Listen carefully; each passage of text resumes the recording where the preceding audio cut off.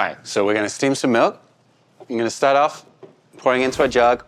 I'm going to pour this about a third full. If you use less than that, you're going to find that the milk is going to bounce around at the bottom when you're steaming. So you need the right jug for the right size cup that you're going to be using.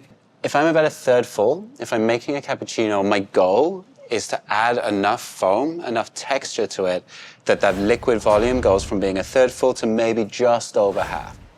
And then I'm going to push the steam on, just get rid of any condensation that's there and give it a quick wipe. And then I'm going to insert the tip of the steam wand just under the surface of the milk before I get started. And I'm going to turn on the power, and then I'm going to find that sweet spot where it's just making the noise of good quality foam. Starting low, lowering the jug until we get this. It's a soft, constant sound. I've got my hand just to the side of the jug so I can feel the temperature. I'm going to feel it get to body temperature. As it gets hotter, my hand's naturally going to move away when the temperature is just too hot for me to hold it there and shut it off. Now I have my milk here. There's a couple little trace bubbles from where it's been bouncing around. One quick tap will pop those, and then we're just going to swirl it. We're going to move it in a nice steady circle.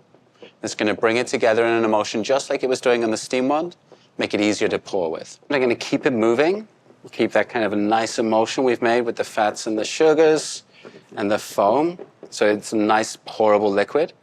I'm going to take my espresso in the cup, and I'm going to tilt the cup so that it's almost flat. I can get really close to it, pour the pattern I want.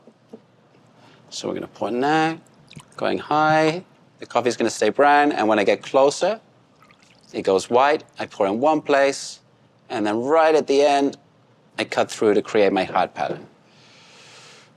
It's going to taste amazing.